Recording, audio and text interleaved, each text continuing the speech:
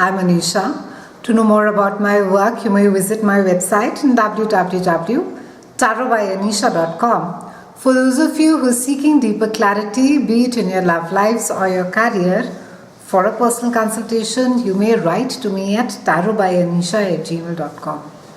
Scorpios, welcome to a spectacular 2018. We've had some major planet shifts already. We've had Jupiter that has moved into your own sign, Scorpio, so it's an absolutely phenomenal year for you. We've also had Saturn that has moved towards end of 2017 from Sagittarius to Capricorn, and we already have Pluto that is there in Capricorn. And for you, this is aspecting in a part of a chart that has to do with communication. It has to do with siblings. It also has to do with short distance travel and learning. Now, Saturn, as we know, is the teacher planet. He is the strict parent who wants to take you back to the blackboard and redo the exercise properly. Pluto, as per the Greek mythology, he is known as the god of underworld, and in fact the corresponding god is Hades. And everything about Pluto is digging deep. It's getting under the surface, looking at things which maybe we could be ignoring it, or we could simply, they could have become a part of our life, they could have become another pattern, another layer.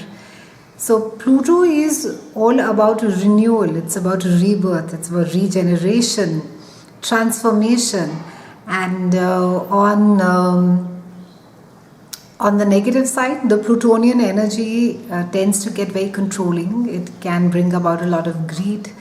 It can bring about a sense to not just control the situations, but control the people who are close to you. Now, for you Scorpios, this entire year, you have the benefactor Jupiter. I mean, that's like a wonderful blessing for you, the entire 2018. But the lessons as far as communication are concerned, it is not what you're saying, it is how you're going to be saying is going to be very important.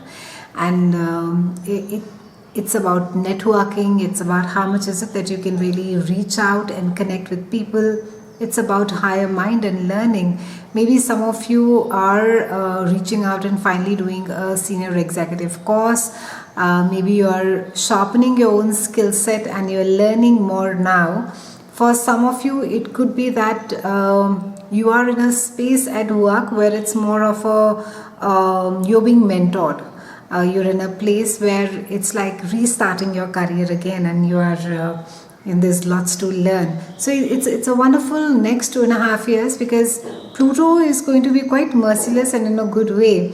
Pluto and Saturn together are going to help you to look at areas of your work which need, which not just need more work, but they need to be polished more. So they can also be some amount of interaction with a sibling. There could be some amount of drama happening at a sibling's house. They can be that a sibling just needs your help. It can be in certain cases that a sibling is like a the sibling is like a boon or a bane to you Scorpios. It can go either way for you. On the 31st, we have a lunar eclipse that is there in Leo. And this is aspecting another part of your chart which has to do with your career, it has to do with your reputation, and it's quite a nice time because it's speaking about a new opportunity. It's talking about a time wherein that either some of you get employed or you pick up a new project, or if you are in a stable current job, then there's a possibility of being associated with something new and something really exciting at your workplace. On February 15th, we have a solar eclipse, and that is set in your house of home. So something is coming to an end as far as home is concerned. It can be that either you've just finished renovating, or you've just finished equipping. Maybe you've just redone your house and you've just installed some fancy gadgets. For some of you, it could be that you are You could be changing your house as well. You could be, besides renovating, you could be leasing or even buying or selling a house as well. On the 16th of May, we have the wild boy, the unpredictable, chaotic Uranus, and he's moving from Aries to Taurus, and he's moving for several years in your house of relationship and marriage. Now, Uranus is besides being really unpredictable, it's Uranian energy you can't harness. It is also very exciting and very dynamic and extremely inspirational. Now, what it can do is that for the next couple of years that you'll find that there's like a constant upheaval as far as your relationships are concerned and your marriage is concerned. You could find some sudden changes. Maybe you may just decide to take a break. You may decide to get back. This is a time where you could, in a business partnership, all of a sudden that you'll just decide that it's not working, or your partner will decide that it's not working for them. So there can be some amount of unpredictability that you can face as far as your relationships are concerned. The only way to work with the Uranian energy is to be extremely flexible. From the 26th of June to August 27th, we have Mars, which is retrograde in your house of home. That's a house of Cancer, and it rules your mother. And first of all, not a great time to be getting any surgery done during a Mars retrograde. Also not a good time to be try and avoid any plumbing or any structural change, any building change as far as your house is concerned. Your minor renovations, aesthetically, all that is fine, but just try and avoid something which really requires you to be breaking a wall down or some deep plumbing work during a Mars retrograde. On the July 12th, we have a solar eclipse that is there in your house of expansiveness. It's a house of learning. And some learning or some either a course or a study, something is coming to an end, and there's also a realization for a lot of you, because it's you could feel slightly limited as far as your thought process is concerned, or you could be dealing with people whom you could feel are really restricting your freedom, and or for some of you, you could be working in quite a structured environment. Because we have travel, that is foreign travel, and dealing with people across countries also is indicated with this house.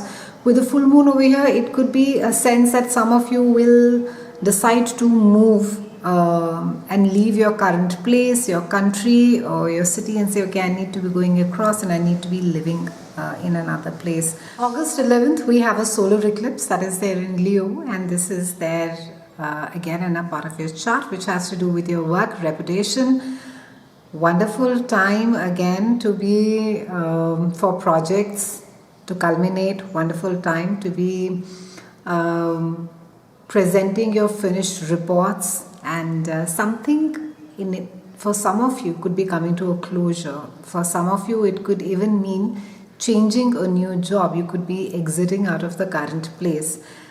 From October 5th to November 17th, we have Venus, and she is initially retrograde in your own house, and then she moves back into your house or service. Now, it's a very rare aspect for Venus to be going retrograde, and the important thing to remember during this time is that to be careful not to buy any beautiful, expensive thing. Try not to sort of renovate. Also, for those of you who are in love, not a great time to be getting married during this time. Also not a great time to be committing. For those of you who are in a relationship, you may sort of have second thoughts. So don't overpromise during this time. Take your time out, and it's just a time to be revising, maybe re-looking at your relationship issues. If there have been some problems, maybe it's a good time to be talking through them. November 8th, we have Jupiter, and it's going to be moving out of your sign, and it's moving into your house of money then. So the wonderful news is that the entire year you have Jupiter that is going to be there in your own house, Scorpios, and it's the blessing of, and it's a wonderful, wonderful blessing because it's just going to expand your world. It'll make you, it will literally propel you ahead and make you reach for the stars. Have a fantastic 2018. I'll see you again soon, and thank you so much for watching.